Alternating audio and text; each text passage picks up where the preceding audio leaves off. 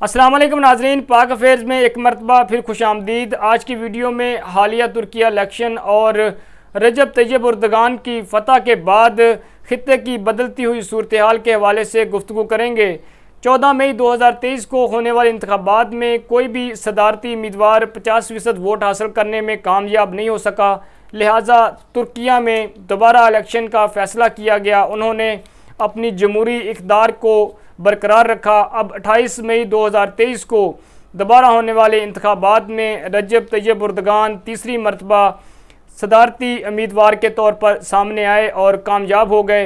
और इनकी कामयाबी के बाद इस वक्त जो पैदा करदा सूरत हाल है, जिस तरह तुर्किया में इलेक्शन से पहले रजीम चेंज की कोशिश की गई, मगरबी ममालिक का जो अमल दखल था वो किसी से ढका छुपा नहीं था। फिर अमेरिका की जानिब से रशिया पर इल्ज़ामात आयद किए गए कि रशिया जो है वो तुर्किया के इलेक्शन में असरअंदाज होने की कोशिश कर रहा है। ये डायरेक्ट तो नहीं, इनडायरेक्टली जो वहाँ पर रजब तैयब एर्दोगान के मुखालिफ उम्मीदवार थे उन्होंने रशिया को मुर्दे इल्ज़ाम ठहराया, चूँकि जो तुर्किया की अवाम है उनका ये ख्याल था कि अमेरिका रजीम चेंज के नाम पर इन्वेस्टमेंट कर रहा है यहाँ पर तुर्किया में, और वो पाकिस्तान की तर्ज पर तुर्किया की अवाम को भी ग़ुलाम बनाकर रखना चाहता है। चूँकि नाजरीन बिल्कुल इसी तरह की डिफेक्टो सूरत हाल का सामना तुर्किया को भी रहा, आज हमें भी ऐसी ही सूरत हाल का सामना है। यहाँ पर मगरबी ममालिक और अमेरिका ख़ास तौर पर अपना असर और रसूख इस्तेमाल करके अपने मनपसंद के अपने प्रॉक्सी लोगों को लाकर बिठाकर अपने मफादात की जंग में दूसरों को भी धकेलना चाह रहा था। बहरहाल अब तुर्किया की अवाम ने इस तमाम तर सूरत हाल में रजब तैयब एर्दोगान पर भरोसा किया। अब देखना यह है कि रजब तैयब एर्दोगान कामयाबी के बाद तुर्किया की अवाम के एतमाद पर किस तरह पूरा उतरते हैं, चूँकि वहाँ पर 50,000 से ज़ायद कीमती जानें ज़ाया हो चुकी, लाखों अफराद बेघर हैं, उनकी इकॉनमी मुतासर हुई, और रजीम चेंज के नाम पर जो वहाँ पर मुत्तकी और परहेज़गार लोग हैं जो कि रजब तैयब एर्दोगान को सपोर्ट कर रहे हैं, दूसरी तरफ जो सेकुलर हैं उनका भी जो मुखालिफ उम्मीदवार थे उनकी उसकी तरफ झुकाव था। लेकिन जो वहाँ पर कुर्द हैं, कुर्दों के हवाले से भी रजब तैयब एर्दोगान को माजी में तहफ़्फ़ुज़ात रहे, जैसा कि उन्होंने स्वीडन को यूरोपीय यूनियन में शामिल करने के हवाले से अपने तहफ़्फ़ुज़ात का इजहार किया कि उन्होंने वहाँ पर कुर्दों को पनाह दी। बहरहाल नाज़रीन अब देखना ये है कि अमेरिका के जो सदर हैं उन्होंने अपनी ख्वाहिशात का इजहार किया कि उनकी ख्वाहिश है कि अब रजब तैयब एर्दोगान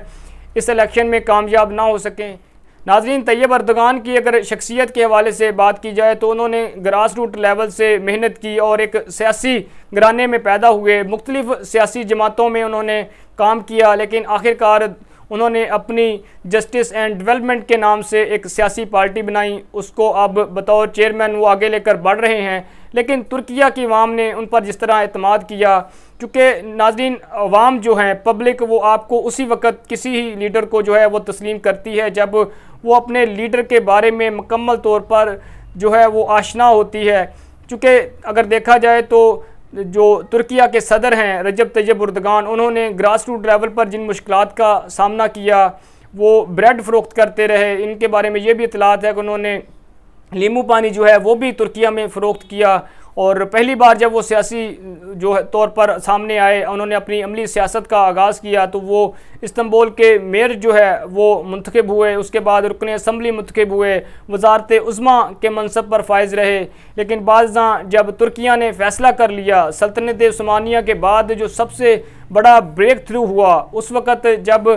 तुर्किया ने यह फ़ैसला किया कि हमें अपने ये बसीदा जो पार्लिमानी निज़ाम है इससे जान छुड़ानी है, तो उन्होंने उस पार्लिमानी निज़ाम को ख़त्म करके सदारती निज़ाम लेकर आए, और उस सदारती निज़ाम में अब तुर्किया के तीसरी मरतबा मुंतखब होने वाले सदर रजब तैयब एर्दोगान हैं। और उन्होंने जिस तरह तमाम तर मुश्किलात के बावजूद कभी भी अपनी कौम को मायूस नहीं किया। अब जो रजब तैयब एर्दोगान है, जहाँ उनको माशी तौर पर मुख्तलिफ मुश्किलात का सामना है, जिस तरह मैंने पहले कहा कि 50,000 से ज़ायद जो है वो कीमती जानों का ज़िया हुआ, लाखों अफराद बेघर हैं, उनकी दोबारा आबादकारी के हवाले से काफ़ी सारी मुश्किलात का सामना करना पड़ेगा। फिर जो बैरूनी ममालिक से जो फंडिंग की जा रही है रजीम चेंज के नाम पर, जो नस्ली बुनियादों पर उनको दोबारा तुर्कियों को आपस में लड़ाने की कोशिश की जा रही है। नाज़रीन, अगर देखा जाए तो जो रजब तैयब एर्दोगान की अगर प्रोफाइल के हवाले से गुफ्तगू की जाए तो इन्होंने 4 माह जेल में भी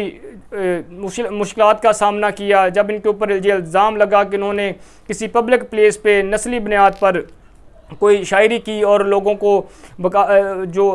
इज़्ज़त नफ्स मजरूह किया, भड़काने की कोशिश की। लेकिन बहरहाल नाज़रीन, तमाम तर मुश्किलात के बाद जिस तरह अब तुर्किया की अवाम ने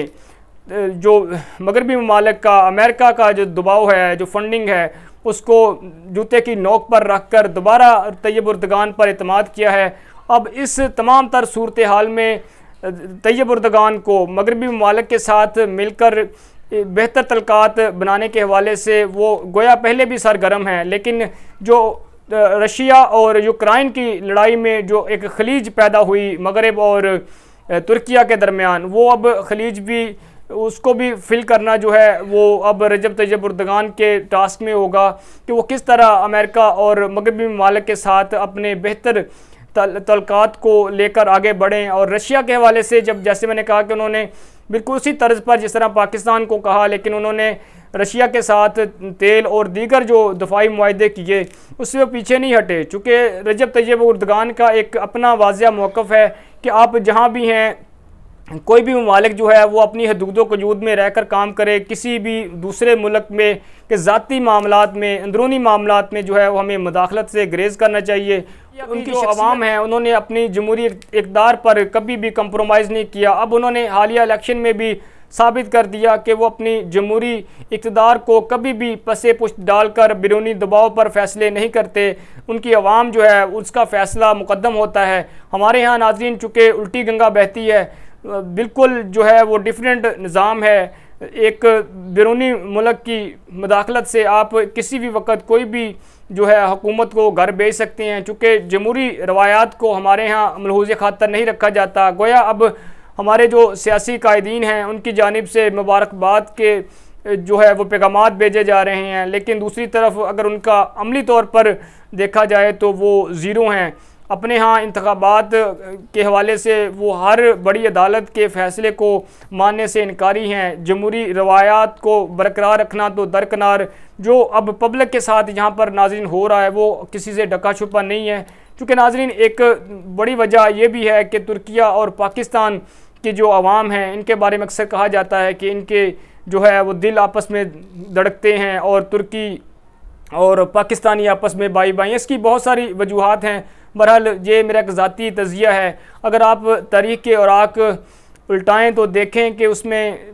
जो पाकिस्तान और हिंदुस्तान में मुसलमान इस वक्त रहायश पजीर हैं, इनके आबाओ अजदाद मिस्र और तुर्किया से हिजरत करते हुए यहाँ हिंदुस्तान में आए, और हिंदुस्तान के बाद अब पाकिस्तान में भी बहुत सारे लोग ऐसे हैं जिनके आबाओ अजदाद तुर्किया से हिजरत करके आए। वैसे भी अपनी जो मजहबी तालीमात हैं, इस्लामी तालीमात की रोशनी में भी हम मुसलमानों को जो तालीमात दी गई कि जब भी किसी जगह पे,